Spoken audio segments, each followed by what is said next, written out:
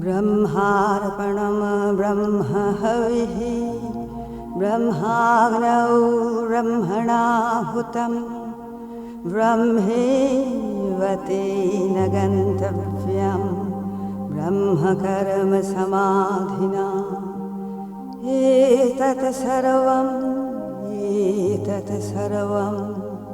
ॐ ब्रह्मार्पणमस्तु ॐ ब्रह्मार्पणमस्तु।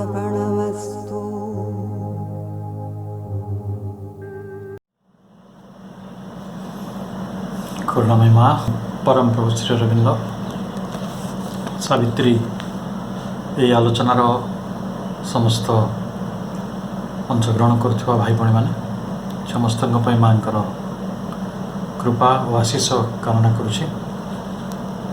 आमे गत क्लास रे धाड़ी 69 69 पर्यंत पढ़ी आमे पुणी थे से आग को जाऊँ जहाँ पढ़ी समस्त को माने अच्छी जड़े महाकविंकर लक्षण हूँ गोटे कथा को बहु रूप से बहु व्यंजनादि ताको व्यक्त करवा बहु उपमा दी ताको व्यक्त करवा बहु परिभाषा ताको परिभाषित करवा नुआ नुआ शब्द नुआ नुआ भावना रे मंडित करी आम चेतना को आहरी रसायित आम चेतना को अधिक भावच्छल आम चेतना को आहरी सुंदर नवनीत करने कविंकर ये प्रचेषा कारण आमे आमर सीमित संकुचित चेतना भितर गोटे कथा को बहु रूप से भावी पारना ये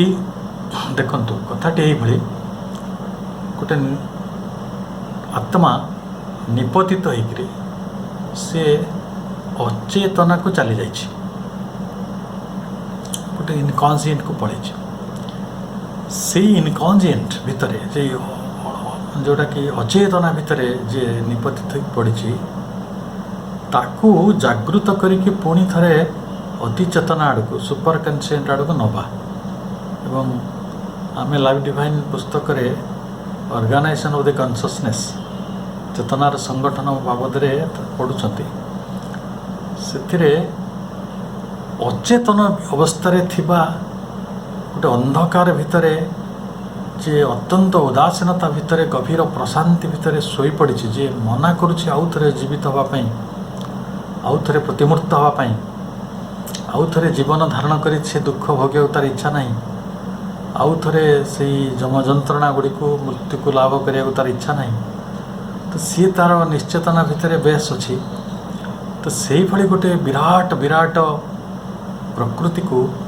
बा महासत्ता को पुणी थे जीवन चक्र भितर फेरे आनिबा पुणी थे ताको संसार निर्माण करने को प्रेरणा देवा जितेबाला से प्रलयर अति कटु अनुभूति गुड़ी को भोगी सारी आखिर किसी संभावना देखा जाए ना किसी प्रकार उद्वर्तन बा किसी प्रकार विवर्तन प्रक्रिया गुड़िक ता भितर बाधा प्राप्त होती तेणु से गोटे जटिल समय से जटिल समय है कौन यदि आम गोटे अति सरफेसियल लेवल को ताको आनिबा गोटे उदासीन अनिच्छुक मनीषटे को इच्छुक करवा ताको आशा स्वप्न देखा जे किसी ता जीवन में परिवर्तन आने चाहूना एपरी गोटे रात्रि एपरी गोटे परिस्थिति जी आदौ बदलिया को चाहूना से परिस्थिति को बदल गोटे अनुकूल परिस्थिति तैयारी करवा सुंदर दिव्य परिस्थिति तैयारी कर कथा सहित समान तेणु ये जे जो माइंडलेस यूनिवर्स आदौ मन नथिबा संवेदना नथिबा चेतनाहीन विश्व को से हस्तक्षेप करा जाउछि एवं जो हस्तक्षेप करा जाउछि गोटे रिलक्टेंट हस गोटे अनिच्छुक नीरवता भितर को गोटे लता परी गोटे वार्ता माड़ी जाउछि से वार्ताटी कौन calling the adventure of consciousness and joy है कथाटी किपरि गोटे असंभव को संभव करार परिस्थिति आपण जो लोकटी पादे चली पारना गोटे छोट छुआ कथा भावतु सेजरे शुथ ताको आप युवकत्वर स्वप्न देख तू दिने युवक हो तू दिने पहाड़ चढ़ी पार तू दिने नई पहरी पार तू ତୁ ଦିନେ ଆକାଶରେ ଉଡ଼ିପାରିବୁ। ଇଏ କଥାଟି ଯେଭଳି, ଇଏ ବିଷୟଟି ସେଇଆ ଯେ ଆପଣ ଜଣେ ଚେତନାର ଅଭିଯାତ୍ରୀ ହେବେ, ଆନନ୍ଦର ଅଭିଯାତ୍ରୀ ହେବେ। ଗୋଟେ ନିଶ୍ଚେତନାକୁ, ଅନ୍ଧକାରକୁ, ଗୋଟେ ନୀରବତାକୁ କିଭଳି ପ୍ରେରିତ କରାହେଉଛି। And concurring natures disillusion breast, ये जो तमग्रस्त, निशाग्रस्त, निराशाग्रस्त विराट वक्ष प्रकृतिर ताको आलोड़ित करा जाउछि। एवं कौन ପାଇଁ करा जाउछि ना compelled renewed consent to see and feel. See अनुभव करिया चाहुना, किंतु जेमती सोइया छुआ को माँ उठे कि निदर खुआए, सी खाइया चाहूनथो, किंतु माँ प्रबल आग्रह जे छुआ को सी भोकरे सोया देवे, सी को तो मत निद बड़। यही गोटे महाप्रकृति शोची, ता भितर गोटे चेतना काम कर compelled to see and feel. तुम उठ, देख, अनुभव कर, ये मादकता अच्छी, ये सौंदर्य अच्छी। ये जीवन में निर्जीवता अपेक्षा जीवनर गभीरता अच्छी, आ व्यापकता रही, गोटे सुंदरता रही, गोटे सूक्ष्मता रही। गोटे निर्जीव अपेक्षा जीव हो परम कष्ट मिलू, किंतु ସେଇଟା गोटे चेतनार अभियात्रा और ସେଇଟା गोटे दुस्साहसिक यात्रा आनंद पाई एवं अनुभव पाई। तेणु ताकू नूतन उत्साह रिन्यूड ताको गोटे पर बाध्य करछि। आम ये पर्यंत पढ़ी पुणी कथाटा कौन है ना, ये thought was sown in the unsounded void. Sown SOWN, बुणिबा, बपन करवा। आम माटी जो बीज को बपन करूँ, से भाई ये निस्तब्ध शून्यतार बक्षरे अनसाउंडेड कहले निस्तब्ध, जोटी कि शब्द ना, से अनसाउंडेड भॉइड शून्यता भितर गोटे चिंतार बीज को बपन करागला। जे देखु जी जड़ से चिंता करूनी, तो आनंद रहे। चिंता कले आपण को कौन हुए, कष्ट हुए कि सहज हुए? कष्ट हुए। चिंता देखु एपरिक आपण पुओ जन्म हबार कि आप परीक्षा रिजल्ट बाहर आम आशाटा जी थाए, आशंका तो अत्यधिक थाए। आशंका सब बेले आशा को बुड़ी दे था। भारी कष्ट से अनुभूति गुड़िक। तेणु चिंता करवा जोर सामर्थ्य ये गोटे छोट कथा नुहे। ये चिंता जो तो आम विज्ञान तैयारी कले, ये चिंता जो तो आज सुखर जीवन आम बंचुचु, सभ्यता निर्माण करूँ, सहर निर्माण करूँ, मानव सभ्यता गति कर। कौटी तैयारी होता गोटे निश्चेतनार गोटे अंधकार पक्षरे सेठी गोटे चिंतार गोटे क्षीयटे बीजटे बपन करागला। कहीं ना sense was born with in darkness depths. ये अंधकार जो गभीरता रही, ये अंधकार जो प्राबल्य रही, ये अंधकार जो विशालता रही, तारी भितर ये सेन्स वाज बॉर्न, गोटे अनुभूति बा गोटे बोधसत्ता, गोटे जागृति, गोटे चिंता शक्ति, गोटे जीवन सत्ता, गोटे सेन्स गोटे जन्म ग्रहण करुच्छे। जोदिन गोटे माटीर पितुला को माटी को आणिकी चकटिकी गोटे कुंभार माटी तैयारी करे, गोटे मृण्मय मूर्ति हो जाए, आमको केते खुशी लगे। किंतु से कथा कहना केते खुशी लगता। मुझे माँ गोटे अनुभूति को आपण मान सहित बांटा चाहे।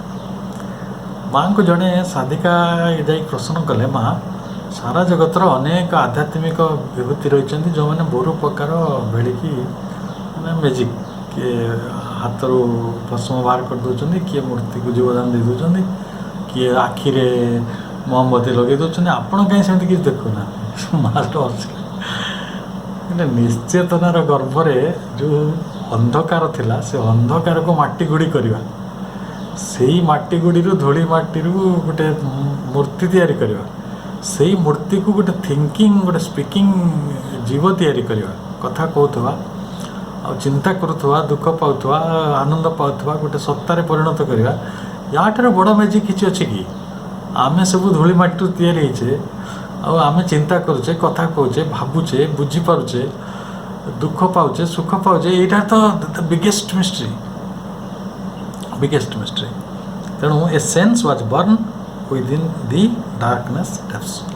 So ଅନ୍ଧକାର କୁ ସାଉଁଟିକି ଗୋଟେ ଶୂନ୍ୟତାକୁ ସାଉଁଟିକି ଅନସାଉଣ୍ଡେଡ୍ ଭଏଡ୍ ଯୋଉଠି ଥିଲା ସେଇଠି ମେଟର ଅଣାହେଇଛି ଅନସାଉଣ୍ଡେଡ୍ ଭଏଡ୍ ଭିତରୁ କିଛି ନଥିବାରୁ ଥିବାଟା ଆସିଛି ଯେଭଳି ଅରୂପ ଭିତରୁ ରୂପ ଆସେ ଏ କଥା ଆମେ ପରେ କେବେ ସମୟ ହେଲେ ଆଲୋଚନା କରିବା ଅରୂପ ଭିତରୁ ସବୁବେଳେ ରୂପଟା ଆସେ ତ ସେଇଭଳି କିଛି ନଥିବାରୁ ନନ୍ ବିଙ୍ଗ ଭିତରୁ ଶ୍ରୀ ଅରବିନ୍ଦଙ୍କର ଟର୍ମିନୋଲୋଜି ସହିତ ଫିଲୋସଫିକାଲ ଟର୍ମିନୋଲୋଜି ସହିତ ଯେଉଁମାନେ ପରିଚିତ ସେମାନେ ବେଶ ଜାଣିପାରିବେ ଯେ ନନ୍ ବିଙ୍ଗ କ'ଣ ଯେଉଁଟା ଅଣଅସ୍ତିତ୍ୱ ତାର କିଛି ଅସ୍ତିତ୍ୱ ନାହିଁ ନନ୍ ବିଙ୍ଗ ଏ ଅସତ୍ ଭିତରୁ ସତ୍ର ଏକ୍ଜିଷ୍ଟେନ୍ସର ଉଦ୍ଭବ ହେଇଛି a memory quivered in the heart of time ଏ ଯେଉଁ କାଳର ଟାଇମ୍ଟା ଏଠି ବଡ଼ ଟି ଲାଗିଛି କାଳ କହିଲେ ସେଇ ମହାକାଳ ସେ ମହାକାଳଙ୍କର ହୃଦୟ ଅଭ୍ୟନ୍ତରରେ ଗୋଟେ ସ୍ମୃତିଟିଏ ସ୍ପନ୍ଦିତ ହେଉଛି ମେମୋରି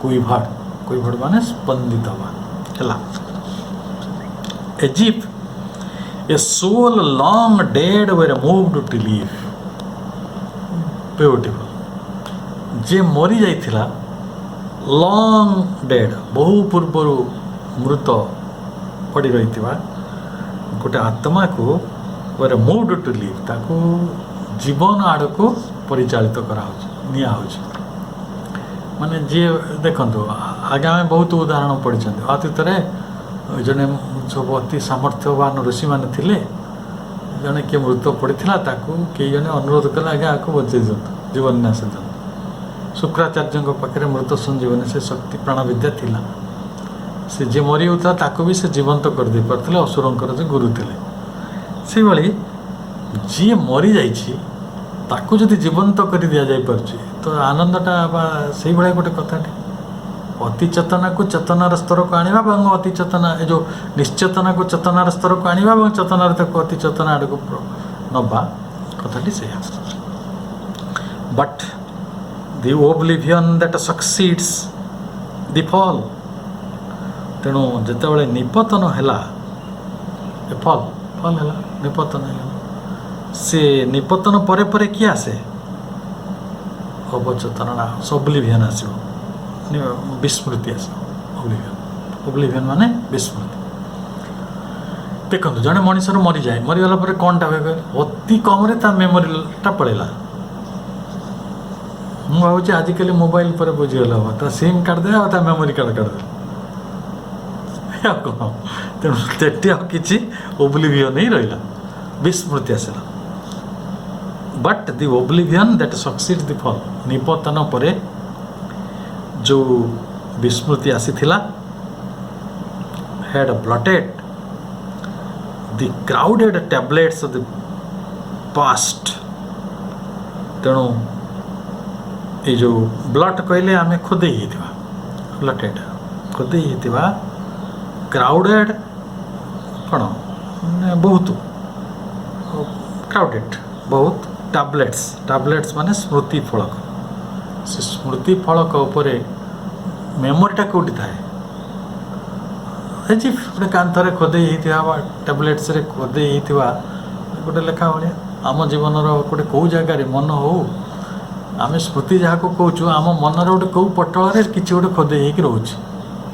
ମନେ ରଖିଲା ଭଳି ତ ସେଇଟା ଓବ୍ଲିଭିୟନ୍କୁ ପଳେଇଛି ତାକୁ କବି କେଡ଼େ ସୁନ୍ଦର ଭାବରେ କହୁଛନ୍ତି ଯାହା ଆମ ସ୍ମୃତିର ପଟଳରେ ଖୋଦେଇ ହେଇକି ରଖାହେଇଥିଲା ମହାକାଳ ତ ସେଇଟା କ'ଣ ହେଇଗଲା ମାନେ ପାଷ୍ଟକୁ ଅତୀତକୁ ପଳେଇଛି ନଷ୍ଟ ହେଇଯାଇଛି and all that was destroyed must B rebuild ଯେଉଁଗୁଡ଼ିକ ଲିଭି ଯାଇଛି ତାକୁ ଆଉ ଥରେ ଲେଖା ହେବ ଏବଂ ଯାହା କିଛି ନଷ୍ଟ ହେଇଯାଇଛି ସେଇଟା ଆଉ ଥରେ ପୁନର୍ନିର୍ମାଣ ହେବ ଜୀବନ ମାନେ ସେଇଆ ତ ଜୀବନକୁ ଫେରି ଆସିବା ଅର୍ଥ ଆଉ ଥରେ ଫେରି ଆସିବା ଅର୍ଥ ଗୋଟେ ଘର ବନ୍ଦ ପଡ଼ିଛି ସବୁ ଲୋକ ତ ଛାଡ଼ି ପଳେଇଥିଲେ ଗୋଟେ ସହର ଛାଡ଼ିକି ସମସ୍ତେ ପଳେଇଥିଲେ କ'ଣ ଲୋକ ଫେରି ଆସିଲେ କ'ଣ ହେଲା ଚଳଚଞ୍ଚଳତା ଆସିଲା ଯେଉଁ ସ୍ମୃତି ଗୁଡ଼ାକ ସବୁ ହଜି ଯାଇଥିଲା ତାକୁ ସବୁ ଫେରାଇ ଆଣିଗଲା ଓବ୍ଲିଭିୟନ୍‌ରୁ and old experience levered out once more ତେଣୁ ଓଲ୍ଡ ଏକ୍ସପିରିଏନ୍ସ କହିଲେ ଯେଉଁ ପୁରାତନ ଅନୁଭୂତି ଲେବର୍ଡ ସେ ଗୋଟେ ଶ୍ରମ ସ୍ୱୀକାର କଲା ଆଉ ଥରେ ନିର୍ମାଣ କରିବା ପାଇଁ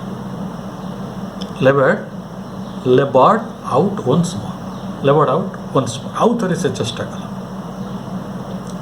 ସବୁବେଳେ ସେଇଆ ହୁଏ। ଯେତେବେଳେ ପତନ ହେଇଯାଏ, ଗୋଟେ ପିଲା ଫେଲ୍ ହେଇଗଲା, ସେ ଆଉ ଥରେ ପୁଣି ପାଠ ପଢ଼ିବା ପାଇଁ ପ୍ରେରଣା ସଂଗ୍ରହ କରୁଛି କି ନାହିଁ? ଜଣେ ଥରେ ମୃତ୍ୟୁ ଜନ୍ମ ହେଇଗଲା, ତ ଆଉ ଥରେ ସେ ଜନ୍ମଗ୍ରହଣ କରିବାକୁ ଚେଷ୍ଟା କରୁଛି ନା। ଗୋଟେ ସୃଷ୍ଟିରେ ପ୍ରଳୟ ଭିତରୁ ଚାଲିଯାଇଛି, ସେ ଆଉ ଥରେ ଯେଉଁ ସୂର୍ଯ୍ୟ ଅସ୍ତଗାମୀ ହେଇଗଲେ, ଥରେ ଅନ୍ଧାର ଆସିଗଲା, ପୁଣି ଥରେ ସୂର୍ଯ୍ୟଟା ଉଦୟ ହେବାକୁ ଚେଷ୍ଟା କରୁଛି, ସଜବାଜ ହେଉଛି। ଏଇଟା ତ ସିମ୍ବଲଟା, ଠିକ୍ ହେଲା। ତେଣୁ ଗୋଟେ ଅନ୍ଧକାର ହେଇଗଲା ମାନେ ନୁହେଁ ଯେ ଆଉ ଆଲୋକ ଆସିବ ନାହିଁ। ମୃତ୍ୟୁ ହେଇଗଲା ଅର୍ଥ ନୁହେଁ ଯେ ଆଉ ଜୀବନର ସମ୍ଭାବନା ନାହିଁ। ଥରେ ଜଡ଼ ହେଇଗଲା ପରେ ଅର୍ଥ ନୁହେଁ ଯେ ସେ ଆଉ ଚେତନାକୁ ଆମେ ଫେରିବା ନାହିଁ। ଥରେ ବିସ୍ମୃତ ହେଇଗଲା ଅର୍ଥ ନୁହେଁ ଯେ ଆମେ ଆଉ ଥରେ ସ୍ମୃତିକୁ ଫେରିବା ନାହିଁ। ଥରେ ଲିଭିଗଲା ନୁହେଁ ଯେ ଆଉ ଥରେ ଆମେ ଲେଖିବା ନାହିଁ। ତେଣୁ ଅନ୍ଧକାରର ଗର୍ଭ ଭିତରକୁ, ଏଇ ବିରାଟ ନୀରବତା ଭିତରକୁ, ଏଇ ନିଶବ୍ଦ ଶୂନ୍ୟତା ଭିତରକୁ ଗୋଟେ ଜୀବନକୁ, ଜୀବନର ମହାରହସ୍ୟକୁ, ତା'ର ସ୍ପନ୍ଦନ ଗୁଡ଼ିକୁ, ତା'ର ଅଭିଯାତ୍ରାଟିକୁ, ତା'ର ଅନୁଭୂତିଟିକୁ, ତା'ର ସ୍ମୃତିଟିକୁ ଫେରାଇ ଆଣିବାର ଗୋଟେ ପ୍ରଚେଷ୍ଟା ଏଇଟା। ତେଣୁ ଆମେ ସେଇ ଗୋଟିଏ କଥାକୁ କେତେ ବାଟରେ କେତେ ସୁନ୍ଦର ଭାବରେ ପଢ଼ୁଛୁ। ତାହେଲେ ଗୋଟେ ମଣିଷଟେ ମରିଗଲା ପରେ ତାକୁ ଜୀବନ୍ତ କରିହେବ? ଲାଗୁଛି ସହଜ? ଯେଉଁଟା ଗପ ଭଳି ଲାଗୁନି? ଯେଉଁଟା ଭାଙ୍ଗି ରୁଜିକି ଧ୍ୱଂସ ହେଇଗଲା, ସେ ଧ୍ୱଂସ ଭିତରୁ ଆଉ ଥରେ ଗୋଟେ ନିର୍ମାଣ ହେବ? ଲାଗୁନାହିଁ। ଗୋଟେ ଜାଗାରେ ପାହାଡ଼ ଥିଲା, ସେ ପାହାଡ଼ଟା ଭାଙ୍ଗିକି ସମୁଦ୍ର ହେଇଗଲା, ପୁଣି ଥରେ ସେଇ ଜାଗାରେ ପାହାଡ଼ ହେବ? ଏଇଟା ସବୁ ଅସମ୍ଭବ କଥା ନୁହେଁ। ତେଣୁ ଏହି ଜଗତରେ ଯେତେବେଳେ ଶ୍ରୀ ଅରବିନ୍ଦ ଆସିକି ସ୍ୱପ୍ନ ଦେଖେଇଲେ ମଣିଷକୁ, ଯେ ମଣିଷ ଆଧ୍ୟାତ୍ମିକ ହେବ, ମଣିଷ ଭକ୍ତିମାନସ ହେବ, ମଣିଷ ଆନନ୍ଦ ରାଜ୍ୟର ଅଧିକାରୀ ହେବ, ଅମରତ୍ୱର ଅଧିକାରୀ ହେବ, ଏଇ ମରଣଶୀଳ ଜଗତଟି ଗୋଟେ ସ୍ୱର୍ଗରେ ପରିଣତ ହେବ, ଏଇଟା ସମ୍ଭବ ଲାଗୁଛି ନା ଅସମ୍ଭବ ଲାଗୁଛି? ଅସମ୍ଭବ ଲାଗୁଛି। ବହୁତ ଥର ମାନେ ପ୍ରଳୟ ଭିତରକୁ ଏଇ ସୃଷ୍ଟି ଯାଇଛି, କିନ୍ତୁ ଗୋଟେ ନୂତନ ସୃଷ୍ଟି ଆସିଛି ଏବଂ ସିଏ ତା'ର ଅତି ଚେତନା ମାର୍ଗରେ ଗତି କରୁଛି, ତା'ର ସର୍ବଶ୍ରେଷ୍ଠ ସିଦ୍ଧି ଆଡ଼କୁ ଗତି କରୁଛି। ଏଇଟା ଆଜି ତାରିଖରେ ଅସମ୍ଭବ ଲାଗୁଛି। ମଣିଷକୁ ଦେଖିଲେ, ପରିସ୍ଥିତିକୁ ଦେଖିଲେ କଷ୍ଟ ଲାଗୁଛି, କିନ୍ତୁ ତାହେଲେ ସମ୍ଭବ କେମିତି ହେବ? ତାହାର ଉତ୍ତର ହେଉଛି all can be done if the God touch is there. ହେଲା, ସେ ଯେଉଁ ଈଶ୍ୱର ଶୂନ୍ୟଟାକୁ କଥାଟାକୁ ଆସି ଶିଖେଇଦେଲେ, ନୀରବତାକୁ ଶବ୍ଦରେ ପରିଣତ କରିଦେଲେ, ଅନ୍ଧାରକୁ ଆଲୋକରେ ପରିଣତ କରିଦେଲେ, ଯିଏ ନନ୍ବିଙ୍କୁ ଅସତକୁ ସତ୍ କରିଦେଲେ, ଆଉ ଯିଏ ପାହାଡ଼କୁ ମୂର୍ତ୍ତି କରୁ କରୁ ମୂର୍ତ୍ତି ଭିତରେ କଥା କୁହା ଶକ୍ତି ଦେଇଦେଲେ, ତ ସେଇ ଶକ୍ତିଟା ଏଇ ସୂର୍ଯ୍ୟଚନ୍ଦ୍ରକୁ ଯିଏ ଶୂନ୍ୟରେ ଯେଉଁ ଧୂଳିକଣିକା ଭଳିଆ ଟାଙ୍ଗି ଦେଇଛନ୍ତି, ଆଉ ଯିଏ ପାହାଡ଼ ପର୍ବତ ଗୁଡ଼ାକୁ ଶୂନ୍ୟରେ ଝୁଲେଇକି ରଖିଛନ୍ତି, ସେଇ ଈଶ୍ୱରଙ୍କ ପାଖରେ କ'ଣ ଶକ୍ତି ନାହିଁ ନା ଏଇ କଥାଟାକୁ ସମ୍ଭବ କରିବା ପାଇଁ? ଏଠି କବି କହୁଛନ୍ତି ଯାହା ଅସମ୍ଭବ ଜଣାପଡ଼ୁଛି, ଏ ବିଶାଳ ପ୍ରଚେଷ୍ଟା କାର୍ଯ୍ୟକାରୀ ହେଉନାହିଁ ବୋଲି ଆମ ମନରେ ଯେଉଁ ସବୁ କ୍ଷୋଭ ରହିଛି, ଦ୍ୱନ୍ଦ୍ୱ ରହିଛି, ତା'ର ଗୋଟେ ବଡ଼ ସମାଧାନ ହେଲା ଯେ ଯଦି ଭଗବତଙ୍କର ସ୍ପର୍ଶ ଥାଏ, ଗଡ୍ ଟଚ୍ ଇଜ୍ ଦେୟାର, ଭଗବାନଙ୍କର ସ୍ପର୍ଶ ଯଦି ଅଛି, ଭଗବାନ ଯଦି ଚାହାନ୍ତି, ତାହେଲେ ଅଲ୍ କ୍ୟାନ୍ ବି ଡନ୍, ସବୁ କଥା ହେଇପାରିବ। ଆଜି ତାରିଖରେ ଭଗବାନଙ୍କୁ ଭରସା କରିକି ଆମେ ଅନେକ ଅସମ୍ଭବକୁ ସମ୍ଭବ କରିବା ପାଇଁ ଚେଷ୍ଟା ବି କରୁଛୁ। ଅନେକ ଲୋକଙ୍କ ପାଇଁ ଏଇଟା ଇରେସନାଲ୍, ନଟ୍ ରେସନାଲ୍। ଆଉ ତୁମେ ତ ଚେଷ୍ଟା କରୁନ, ତୁମେ ତପସ୍ୟା କରୁନ ଯେ ଭଗବାନ କ'ଣ ତୁମର କରିବେ। କିନ୍ତୁ ଭଗବାନ କ'ଣ କରନ୍ତି, କରିପାରନ୍ତି, ତାଙ୍କ ସାମର୍ଥ୍ୟ କ'ଣ, ଆଉ ତାଙ୍କ ପାଖରେ କେଉଁ ସମ୍ଭାବନା ରହିଛି, ସେ ବିଷୟରେ ଯେଉଁମାନଙ୍କୁ ସନ୍ଧାନ ଦିଆହେଇଛି ତାଙ୍କ ଅନ୍ତର୍ଚକ୍ଷୁରେ, ସେମାନେ ଜାଣନ୍ତି ଅସମ୍ଭବଟା କି ଜିନିଷ। ହେଲା, ସେଥିପାଇଁ କେବେ କେବେ କୁହାଯାଇଥିଲା ନା, ପଙ୍ଗୁ ଲଙ୍ଗ ଏତେ ଗିରି, ପଙ୍ଗୁ ବି ଗିରି ଲଙ୍ଘିଯିବ। ହେଲା, ମୁକଙ୍କଳତି ବା ଚଳ, ସେ ମୁକ ସିଏ ବାଙ୍ଗ୍ମୟ ହେ ପୁରୁଷ ହେଇଯିବ, ସେ ଶାସ୍ତ୍ର କହିବ। ସମ୍ଭବ? ଅସମ୍ଭବ। କାଳିଦାସଙ୍କ ଭଳି ଜଣେ ଅପଣ୍ଡିତ ଲୋକ ଯଦି ପଣ୍ଡିତ ହେଇପାରିଲେ, ଯିଏ ଦସ୍ୟୁରତ୍ନାଙ୍କର ଭଳି ଜଣେ ଅସାଧୁ ମଣିଷ ଯଦି ମହାସାଧୁରେ ପରିଣତ ହେଇପାରିଲେ, ତାହେଲେ ଭଗବାନଙ୍କ ସ୍ପର୍ଶରେ କ'ଣଟା ନ ହେଇପାରିବ? What not? କ'ଣଟା ନ ହେଇପାରିବ? କ'ଣ ନ ହେଇଛି? ଆଜି ପର୍ଯ୍ୟନ୍ତ ଯେତେ ଯାହା କିଛି ହେଇଛି, ତାହିଁ ତ ଭଗବାନଙ୍କର ଯେଉଁ ସଂକଳ୍ପର ପରିଣାମ। ଆମ ସଂକଳ୍ପର କିଛି ହେଇନାହିଁ। ମା କହୁଛନ୍ତି ଯେ ଅଚେତନା ମଧ୍ୟରେ ଚେତନାର ନବନିର୍ମାଣର ସମସ୍ତ ପ୍ରକ୍ରିୟାଟି ଶ୍ରୀଅରବିନ୍ଦ କହୁଛନ୍ତି। ଆଉ ପତନ ପୁଣି କ'ଣ ନା ଯେତେବେଳେ ମୂଳ ଉତ୍ସ ଠାରୁ ଚେତନାର ବିଚ୍ୟୁତି ହୁଏ, ମଣିଷ ତାର ଲକ୍ଷ୍ୟ ଠାରୁ ମଣିଷ ତାର ଉପଯୁକ୍ତ ଯେଉଁଟା ସେଣ୍ଟ୍ରାଲ ଥିମ୍ ଅଫ୍ କନସିୟସନେସ୍ ତାଠାରୁ ତ ଦୂରେଇ ଯିବ, ତାକୁ ପତନ କୁହାଯିବ। ଆପଣ ପତିତ ମଣିଷ ସେୟା ବୁଝନ୍ତୁ। ତାକୁ ଗୋଟେ ଅନ୍ତର୍ମୁଖୀ ଅନ୍ତର୍ଜଗତର ଯାତ୍ରୀ କରାଯାଇଥିଲା, ଚେତନାର ଅଭିଯାତ୍ରୀ କରାଯାଇଥିଲା।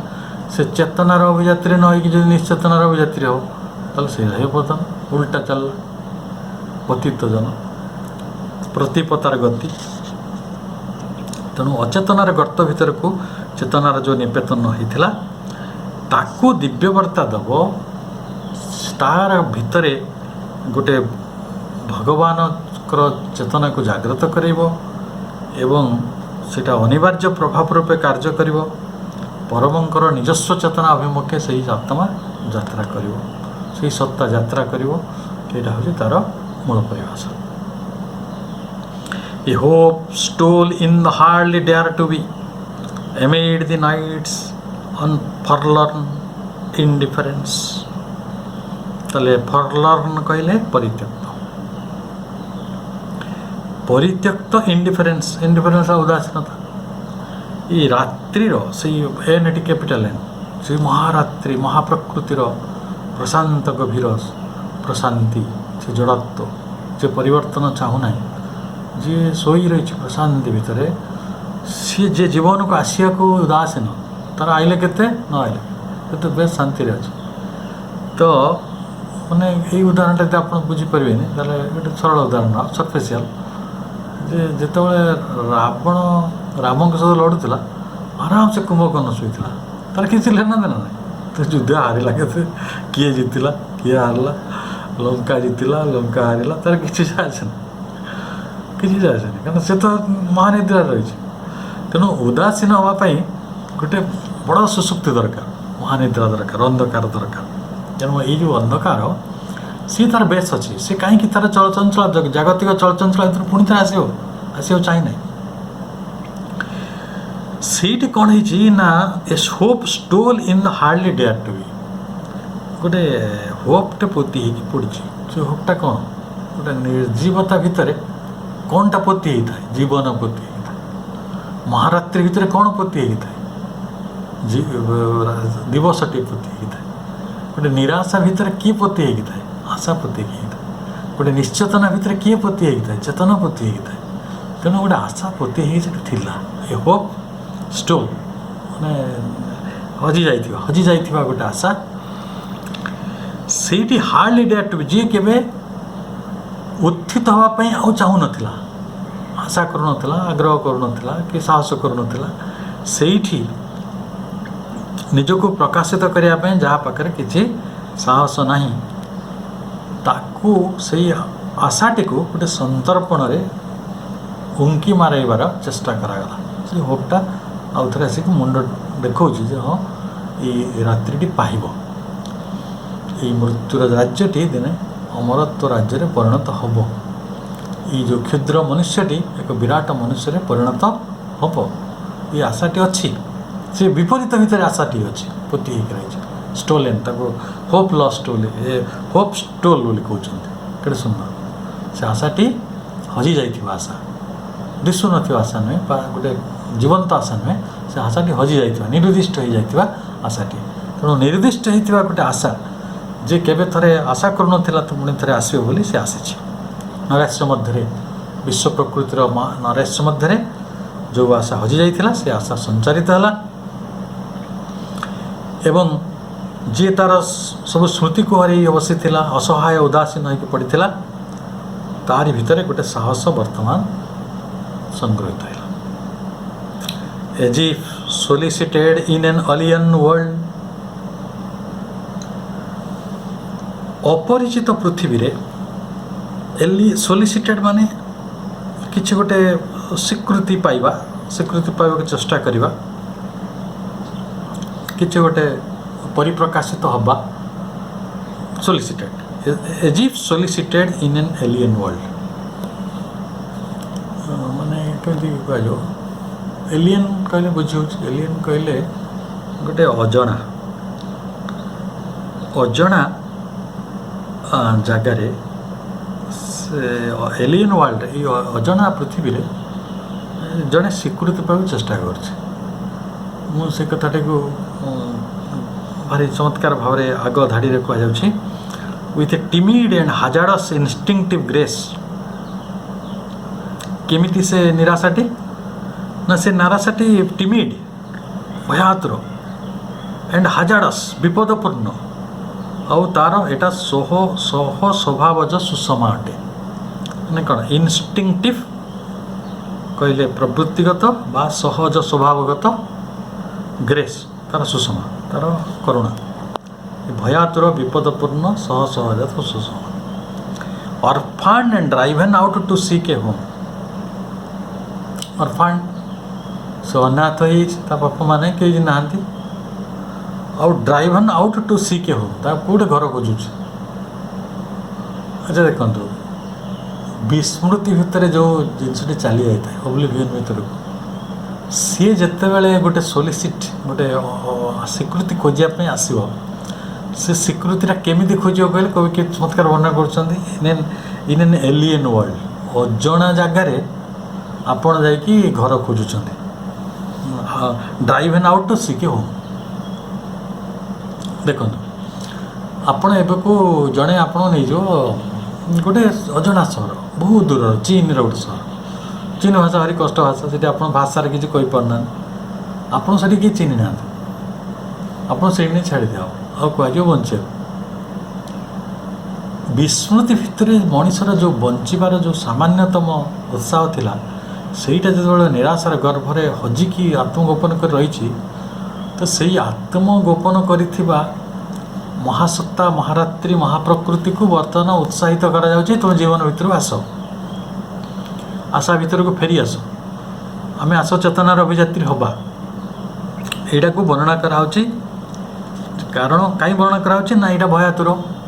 ଆପଣଙ୍କୁ ଗୋଟେ ଯେଉଁ କଥାଟି କହିଲି ସେଇଟା ଆଉ ଥରେ କହୁଛି।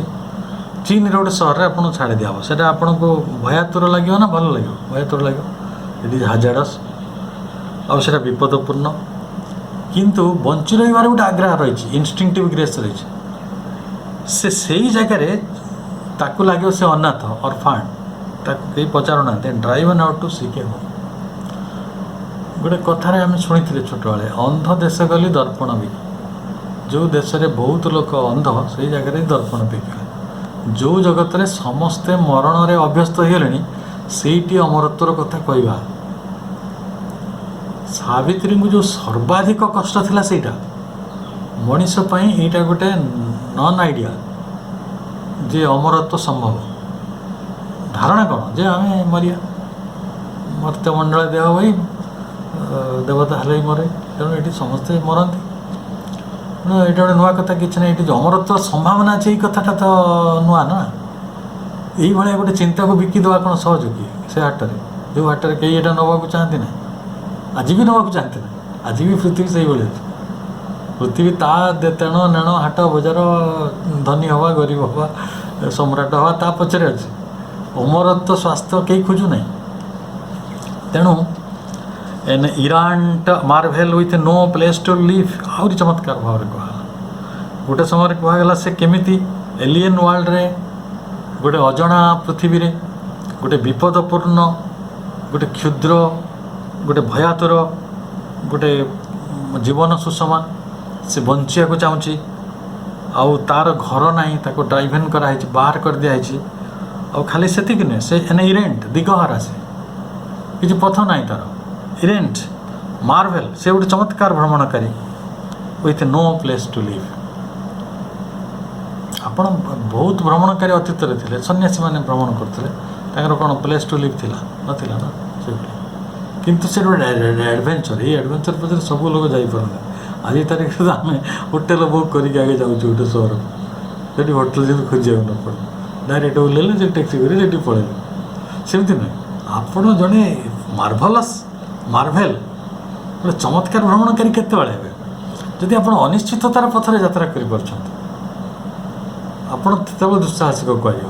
ନିଶ୍ଚିତତାର ପଥ ଖୋଜିକି, ସିକ୍ୟୁରିଟି ଖୋଜିକି, ସବୁ କଥା ସିକ୍ୟୁର କରିକି, ପଇସା ଜାଗା ବାଡ଼ି ସବୁ କରିକି ଯଦି ଆପଣ ଯାତ୍ରା କରୁଛନ୍ତି, ସେ ଯାତ୍ରାଟା ଆପଣଙ୍କୁ ବହୁତ କିଛି ଆନନ୍ଦ ଆଣି ଦେଇପାରିବନି। ଯାହା ବି ହଉ, କେଉଁଠୁ ନା into a far off nook of heaven there came. ସେ କେଉଁଠୁ ଆସିଛି ସେ ସୁଷମାଟି, ଇରେଣ୍ଟ ମାର୍ଭଲ, ଯିଏ ଆସିକି ଗୋଟେ ପତିତ ମହାରାତ୍ରିକୁ ଗୋଟେ ସକାଳ ହେବାକୁ ବାଧ୍ୟ କରୁଛି ବା ତାକୁ ପ୍ରବର୍ତ୍ତଉଛି। ସେଇ ଯେଉଁ ସେ ଆସିଛି କେଉଁଠୁ ନା ଫାର୍ off nook of heaven there କେମ୍, ଗୋଟେ ସ୍ୱର୍ଗର ସୁଦୂର କୋଣରୁ ସେ ଆସିଛନ୍ତି। ଏ ସ୍ଲୋ ମିରାକୁଲସ୍ ଗେସ୍ଚର୍ସ ଡି ମେପିଲ୍। ଯଦିଓ ଏଇ ଯେଉଁ ବିରାଟ ଜଗତ ଗୋଟେ ଅନ୍ଧ ଜଗତ, ଗୋଟେ ପାଗଳ ଜଗତ କହିବାକୁ ଗଲେ, ଯେଉଁମାନେ ଯାହା ଶ୍ରେୟ ତାଙ୍କ ପାଇଁ ଖୋଜୁନାହାନ୍ତି, ପ୍ରିୟ ପଛରେ ଦୌଡ଼ିକି ପଳେଇଛନ୍ତି, ସେଇ ଜଗତରେ ଅଳ୍ପ କିଛି ଲୋକ ଅମରତ୍ୱର କଥା ଭାବନ୍ତି। ଆଚ୍ଛା, ସେଇଟା ସ୍ଲୋ କି ସ୍ପିଡ଼ି? ସ୍ଲୋ, ଅତି ମାନେ କ'ଣ କୁହାଯିବ, ବହୁତ ମନ୍ଥର। କିନ୍ତୁ ମିରାକୁଲସ୍ ଗେସ୍ଚର୍ ଅଫ୍ ଡି ମେପିଲ୍, ମାନେ ସେଇଟା ଗୋଟେ ଏକାଥରେ ଷ୍ଟ୍ରଙ୍ଗ ଏପିଲ୍ ନୁହେଁ, ଆବେଦନଟି ବହୁତ କଠୋର ନୁହେଁ କି ବହୁତ ଶକ୍ତିଶାଳୀ ନୁହେଁ। ଏଇଟା ଗୋଟେ ନିଷ୍ପୃହ କ୍ଷଣ ଆବେଦନଟିଏ। କାହାର ନା ଗୋଟେ ମିରାକୁଲସ୍ ଗେସ୍ଚର୍ସ, ଗୋଟେ ଚମତ୍କାରୀ ଅଙ୍ଗଭଙ୍ଗିମାରେ, ଗେସ୍ଚର୍ କହିଲେ ଅଙ୍ଗଭଙ୍ଗିମାର ସେଇ ଯେଉଁ ଅତିଥିଟି, ଯେଉଁ ଦିଗହରା ଚମତ୍କାର ଭ୍ରମଣକାରୀଟି, ଯିଏ ଯାହାର ନିଜସ୍ୱ ଏକ ଘର ନାହିଁ, ଯିଏ ଗୋଟେ ଭୟାତର ବିପଦପୂର୍ଣ୍ଣ ସହଜ ସ୍ୱଭାବ ସୁଷମାରେ ଗତି କରୁଛି, ଯିଏ ଗୋଟେ ଅପରିଚିତ ପୃଥିବୀର ନିଜର ଗୋଟେ ସ୍ୱୀକୃତି ଖୋଜୁଛି, କିଏ ସିଏ? ତେଣୁ ଏଠି ଅଲୌକିକ ଯେଉଁ ଭ୍ରମଣକାରୀ ସ୍ୱର୍ଗ ରାଜ୍ୟରୁ ଆସିଛନ୍ତି, ସେ ଆସିକି ଏଠି ରହିବାକୁ ଜାଗାଟିଏ ପାଉନାହାନ୍ତି, ଅନାଥଟିଏ ହେଇ ବୁଲୁଛନ୍ତି। ହେବ ନା? ଆପଣ ସେ କଥାଟା ବେଶୀ ଯେତେ ଯେଉଁ ବାଟରେ ଆପଣ ବୁଝନ୍ତୁ, ଖାଲି ଗୋଟିଏ କଥା ବୁଝନ୍ତୁ, ଯେ ଯେଉଁ ଦେଶରେ ଅନ୍ଧ ଅଛନ୍ତି ସେଠି ଦର୍ପଣ ବିଦ୍ୟା ଭଳି କଥାଟି, ଯେ ଯେଉଁ ଲୋକମାନେ ମିଥ୍ୟାରେ ବଞ୍ଚିବାକୁ ଭଲ ପାଆନ୍ତି, ସେଇ ଜାଗାରେ ସତ୍ୟର କଥା କହିଲେ ଆପଣଙ୍କୁ କ'ଣ ଆଗକୁ ଆସିବ। ସେଇଟା ସୁନ୍ଦର ଭାବରେ କୁହାଯାଇଛି। ଯେଉଁ ମଣିଷ ସତ୍ୟ ଓ ପ୍ରେମ ବାଣ୍ଟିବାକୁ ଏଠିକି ଆସିଛି, ଆମେ ତାକୁ କିଭଳି ବ୍ୟବହାର କରିଛୁ। ଯୀଶୁଖ୍ରୀଷ୍ଟକୁ କ'ଣ କରିଥିଲୁ, ମହାତ୍ମା ଗାନ୍ଧୀକୁ କ'ଣ କରିଥିଲୁ, ଆବ୍ରାହମ ଲିଙ୍କନକୁ କ'ଣ କରିଥିଲୁ, ସେ କଥାଟା କ'ଣ ବୁଝା ପଡ଼ୁନି? କ'ଣ ଭୁଲ କହିଥିଲେ ସେମାନେ? ଯେଉଁ ଲୋକ ସତ୍ୟ କହୁଥିଲେ ସେ ସବୁ ଜେଲରେ କାଟୁଥିଲେ। ଆପଣ କୋପର୍ନିକସ୍ ଠାରୁ ଆରମ୍ଭ କରି ଗାଲିଲିଓଙ୍କ ପର୍ଯ୍ୟନ୍ତ ଅନେକ ବୈଜ୍ଞାନିକମାନଙ୍କୁ ବି ଜେଲର ଭିତରେ ରହିବାକୁ ପଡ଼ିଛି। କାହିଁକି ନା ସେମାନେ ସତ୍ୟ କଥାଟି କହିଥିଲେ। ତେଣୁ ଏଇଠି ଯିଏ ଏଇଭଳି ଗୋଟେ ମାର୍ଭେଲ୍, ଯିଏ ଗୋଟେ ଚମତ୍କାର ଭ୍ରମଣକାରୀ, ଆଉ ଯିଏ ଗୋଟେ ସ୍ୱର୍ଗ ରାଜ୍ୟରୁ ସତ୍ୟ ନେଇକି ଆସିଥାନ୍ତି, ଯିଏ ଏଇ ଅନ୍ଧକାର ଭିତରେ ଆଲୋକର ଗୋଟେ ସ୍ୱୀକୃତି ଖୋଜି ବୁଲୁଥାନ୍ତି, ସେଇଭଳି ଗୋଟେ ସତ୍ତା ତାଙ୍କ ବିଷୟରେ ଏଠି କୁହାଯାଇଛି, ଯିଏ ଜୀବନକୁ ଆଣିବାକୁ ଚାହୁଁଛନ୍ତି। ତାପରେ the persistent thrill of a transfiguring touch persuaded the inert black quietude and beauty and wonder disturbed the fields of God. Persistent କହିଲେ ଅବିରାମ, ଅବିରତ। thrill, Pulak of a transfiguring touch। ଦେଖନ୍ତୁ, ଯିଏ ବଦଳିବାକୁ ଚାହୁଁନାହିଁ, ଆପଣ ସବୁ ସମୟରେ ତାକୁ ଅତି ମନ୍ଥର ଭାବରେ, ଅତି ସୁନ୍ଦର ଭାବରେ, ଅତି ଗ୍ରେସଫୁଲି, ୱିଥ୍ ମାର୍ଭଲସ୍ ଗ୍ରେସ୍ ତାକୁ ପ୍ରଭାବିତ କରୁଛନ୍ତି, ପରିଚିତ କରୁଛନ୍ତି। ଯେତେବେଳେ ସେଇଟାକୁ କୁହାଯିବ ଗୋଟେ ଟ୍ରାନ୍ସଫିଗରିଂ ଟଚ୍। କ'ଣ ଟ୍ରାନ୍ସଫିଗରିଂ କହିଲେ? ରୂପାନ୍ତରକାରୀ ସ୍ପର୍ଶ। ଟ୍ରାନ୍ସଫିଗରିଂ ଟଚ୍, ରୂପାନ୍ତରକାରୀ ସ୍ପର୍ଶ।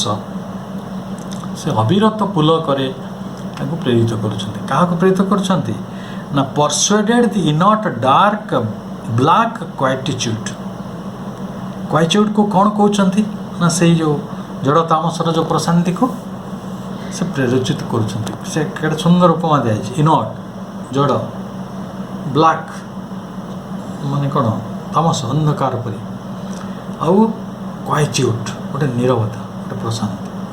ତାକୁ ହିଁ ପରସୁଏଡ୍ କରାହେଉଛି, ପ୍ରେରିତ କରାହେଉଛି। କେମିତି କରାଯାଉଛି? ନା ପରସିଷ୍ଟେଣ୍ଟଲି, ଅବିରତ। गोटे पुलकर जरिया थ्रिल ऑफ ट्रांसफिगरिंग टच ताको महापरिवर्तन बा रूपांतरकारी स्पर्श दि जाउछि। तापरे कहीं निश्चेतना को जो महाप्रकृति जाइछंती से निश्चेतनार महाप्रकृति पाखरे संभावनाटा कौन? संभावनाटा होछि ब्यूटी एंड वंडर, सौंदर्य और रहस्य।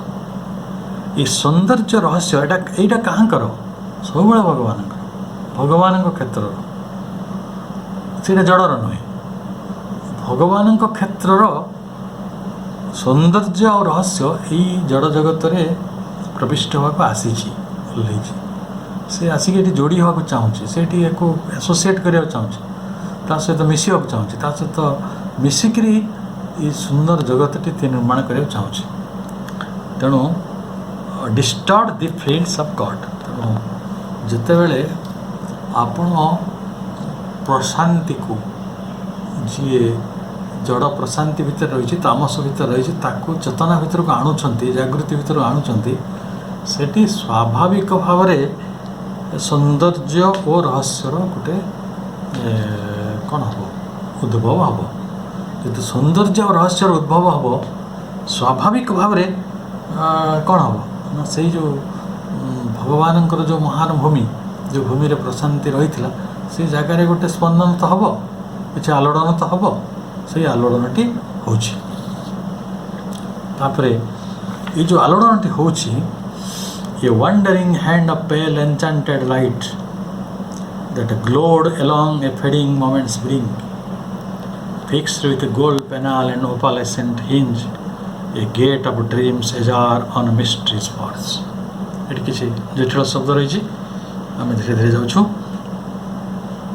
जे ए वंडरिंग हैंड वंडरिंग कहले भ्रमणशील से भ्रमणशील हस्त hand of pale enchanted light enchanted कहले विमुग्ध हर्षित आलोक रो जो क्षीण भ्रमणशील हस्तटी से कोठी ग्लो करुची को जगह झलसी उठुची न that glowed along A fading moment spring गोटे आखि पिछुड़ा के गोटे निष्प्रभ मुहूर्तर तटदेश आखि पिछुड़ा के सी ग्लो कर जली उज्जली उठुची। आप सकाळटा देखो मुझे गत थर भी कही सकाळटा देखिए तो राति थी आ सकाळ आसुव केमी हम एक्जाक्टली से गोटे मुहूर्तर तटदेश गोटे मोमेंट्स ब्रिंक रे कौन झलसी उठे कौन झलसी उठो ना वंडरिंग हैंड पेल एनचांटेड लाइट आलोकटे झलसी उठे किसी आशा नथिबो ता भितर सन्धान नथिबो रात्रि पाई बोली जना नथिबो जमीती गोटे बहुत दिन है हसी ना मनीष हसे बहुत दिन उदास थी मनीषटी गोटे आशा भर को आसे ये से गोटे आनंदर यात्रार कथा जो wandering hand of pale enchanted light मुहूर्तक मध्य गोटे मोमेंट्स ब्रिंक गोटे समय तटदेश को झलसी उठे दूचे से वर्णनाटी देखो सकाळ fix with gold panel and opalescent hinge सी जो हाथ बा से जो हस्तटी से केमिति आविर्भूत होइछि ना ता पाखरे रही गोल्ड पैनल सुवर्ण सुनारे तैयारी पैनल कबाटर जो पैनल लगते ना बड़ बड़ काठर आप जानते आउ ओपालेसेंट हिंज मणिमुक्तार कबजा गोटे सत्य जपरी से कबाट खोलला भाई नुहे ना गोटे महा अंधकार भितर जो आलोकर क्षीण रेखाटा आसे सीटा लगे जे मणिमुक्तार गोटे कबजा आउ गोटे गोल्ड से उज्जवल अति सुवर्ण उज्जवल पैनल रोटे हाथ भाया से फिक्स होता से कबाटी खोली दूसरी आलोकर कबाटी जो खोलुची ए गेट ऑफ ड्रीम्स एजार एजार कहले माने जो अल्प खोला होता है ए जे ए आर अल्प खोला है a gate of dreams ajar on mysteries verge रहस्यर तटदेश बा रहस्यर प्रांत वर्ज रे गोटे गेट ऑफ ड्रीम्स गोटे स्वप्नर कौन तोरणटे खोली जाऊँ सकाळर महिमा एक बहुत सुंदर करी महर्षि माने वेदरे वर्णना कर ଏଇ ସକାଳଟା ଆସିକି ଅନ୍ଧକାରରେ ବୁଡ଼ି ରହିଥିବା ସବୁ ସୁନ୍ଦର ବସ୍ତୁ ଗୁଡ଼ିକୁ ସିନା ସୁନ୍ଦର କରିଦେଉଛି। ତେଣୁ ଇଏ ଗୋଟେ ଗେଟ୍ ଅଫ୍ ଡ୍ରିମ୍ସ ନୁହେଁ, ଇଏ ଗୋଟେ ସ୍ୱପ୍ନ ଭଳି ବିଷୟ ନୁହେଁ କି। ତେଣୁ ସ୍ୱପ୍ନର ତୋରଣଟିକୁ ଏଇ ହାତଟି ଆସିକି ଖୋଲି ଦେଉଛି। ତାପରେ କ'ଣ ହେଉଛି ନା one lucent corner windowing hidden things forced the world's blind immensity to sight. ମୁଁ ଏଇ କଥାଟା କହିବାକୁ ଚାହୁଁଥିଲି। କେଡ଼େ ସୁନ୍ଦର ଯେ ସକାଳ ଆସିବା ପୂର୍ବରୁ କ'ଣ ହେଇଥାଏ କହିଲେ? ଆପଣ ଗୋଟେ ଏଇ ରୁମ୍ଟା କଥା ଭାବେ, ଏଇ ରୁମ୍ଟା ଅନ୍ଧକାରରେ ଥିଲା। କ'ଣ ଥିଲା? କିଛି ଦିଶୁଥିଲା? କେଉଁଠି ଆଲମିରା ଅଛି, କେଉଁଠି ସୋଫା ସେଟ୍ ଅଛି, କେଉଁଠି କମ୍ପ୍ୟୁଟର ଅଛି, ଦିଶୁଥିଲା। ସବୁ କଥା ହିଡେନ୍ ଥିଙ୍ଗସ୍ ଯେଉଁଗୁଡ଼ିକ ଲୁଚିକି ରହିଥିଲେ, ଯେତେବେଳେ ଏଇ ହାତଟି ଆସିକି ଦ ଗେଟ୍ ଅଫ୍ ଡ୍ରିମ୍ ଏଇ ସ୍ୱପ୍ନର ରାଜ୍ୟଟିକୁ ଖୋଲିଦେଲା, ସେତେବେଳେ କ'ଣ ହେବ ନା ଗୋଟିଏ କୋଣରେ ସେ ଗୋଟେ ଗୋବାକ୍ଷିତ ୱିଣ୍ଡୋଇଂ ସେ ଖୋଲି ଦେଉଛି। ୱାନ୍ ଲୁସେଣ୍ଟ କହିଲେ ବର୍ଣ୍ଣିଳ ଐଶ୍ୱର୍ଯ୍ୟକୁ ସେ ଆଲୋକଦୀପ୍ତ କୋଣଟାକୁ ଏଇଠୁ ଝରକା ଭଳିଆ ଖୋଲି ଦେଉଛି। ହିଡେନ୍ ଥିଙ୍ଗସ୍ ଗୋଟେ ଦେଖାଯିବେ। Force the world's blind immensity to side. ତେଣୁ ଯେତେବେଳେ ଅନ୍ଧକାର ଥିଲା ଆପଣଙ୍କ ପାଖରେ ବ୍ଲାଇଣ୍ଡନେସ୍ ଥିଲା, ଏଠି ସବୁ ଅନ୍ଧକାର। ତ ଆଲମିରା ଯେମିତି ଦେଖା ହେବ, ଖଟର ସେମିତି ଦେଖା ହେବ ଅନ୍ଧକାର ଭିତରେ। ଯେତେବେଳେ ଆଲୋକ ଆସିବ ସେତେବେଳେ ଯେଉଁ ପ୍ରାଚୁର୍ଯ୍ୟ ରହିଛି ସୃଷ୍ଟି ରହସ୍ୟର ବା ସୃଷ୍ଟିର ଯେଉଁ ଦେଖ ଗୋଟେ ଜ୍ଞାନୀ ଲୋକ ଯେଭଳି ଭାବେ ଗୋଟେ ଫୁଲ ଫୁଟିବାକୁ ବୁଝିପାରେ, ତାରା ଟିକେ ଆସିବାକୁ ବୁଝିପାରେ, ଗୋଟେ ଝରଣାକୁ ବୁଝିପାରେ, ବଣର ନୀରବତାକୁ ବୁଝିପାରେ, ସିନ୍ଦ୍ର ଫାଟିବାର ବେଳଟିକୁ କେଡ଼େ ଚମତ୍କାର ଭାବରେ କବି ବର୍ଣ୍ଣନା କରିଛନ୍ତି। ଅନ୍ଧକାର ଭିତରେ ହଜିଯାଇଥିବା, ସଂଗୁପ୍ତ ହୋଇ ରହିଥିବା, ଏକାକାର ହୋଇଯାଇଥିବା ଯେତେବେଳେ ବସ୍ତୁଗୁଡ଼ିକର କିଛି ମହିମା ଜଣାପଡ଼େ ନାହିଁ, ସେତେବେଳେ ଯେତେବେଳେ ଆଲୋକ ଆସେ, ଗବାକ୍ଷିତ ହୁଏ ଗୋଟେ କୋଣରୁ, କେବେ ଆଲୋକର ପଜରା ଫାଟେ, ସେତେବେଳେ ପୃଥିବୀର ସବୁ ଦୃଶ୍ୟ ଦିଶିଯାଏ। ଆଉ ସେଇଟା ହେଲା ଇମେନ୍ସିଟି ଟୁ ସାଇଟ୍। ପ୍ରାଚୁର୍ଯ୍ୟଟି ଦିଶିଯାଏ। ଆମେ ଏ ବିଷୟରେ ଆହୁରି ଅଧିକ ଆଲୋଚନା କରିପାରିବା ଆସନ୍ତା ଅଧ୍ୟାୟରେ। ତେଣୁ ଆଜି ପାଇଁ ଆଜିର ଆଲୋଚନାଟିକୁ ଆମେ ଏଇଠି ସୀମିତ ରଖୁଛୁ ସମୟ ଦୃଷ୍ଟିରୁ। ମୁଁ ପୁଣି ଥରେ ମାଙ୍କର ଅସୀମ କରୁଣାରୁ, ଶ୍ରୀ ଅରବିନ୍ଦଙ୍କ ମହାପ୍ରଜ୍ଞା ଭିତରୁ ଆମେ ଉଦ୍ଧାର ଆଣି ଯେଉଁ ଶବ୍ଦଯାତ୍ରା କରୁଛନ୍ତି, ଯେଉଁ ଭାବଯାତ୍ରା କରୁଛନ୍ତି, ଏ ଜାରି ରହୁ। ତାଙ୍କ କରୁଣା ଆମ ଉପରେ ବର୍ଷଣ ହେଉଥାଉ। ଆମେ ଏଇ ଭିତରୁ ପ୍ରେରଣା ଲାଭ କରି ଆମର ସାଧାରଣ ଜୀବନଟିକୁ ଏକ ଦିବ୍ୟ ଜୀବନରେ ପରିଣତ କରିବାର ପ୍ରେରଣା ଲାଭ କରୁଥାଉ। ଏଭଳି ଏକ ଶୁଭାଶିଷ କୃପାଭିକ୍ଷା ଆମେ ମାଙ୍କ ନିକଟରେ କରୁଛୁ ଏବଂ ପୁଣି ଥରେ ତାଙ୍କ ପ୍ରଣାମ ଜଣାଇ ଆଜିର ଆଲୋଚନାକୁ ଏଠି ରଖୁଛୁ। ସମସ୍ତଙ୍କୁ ନମସ୍କାର।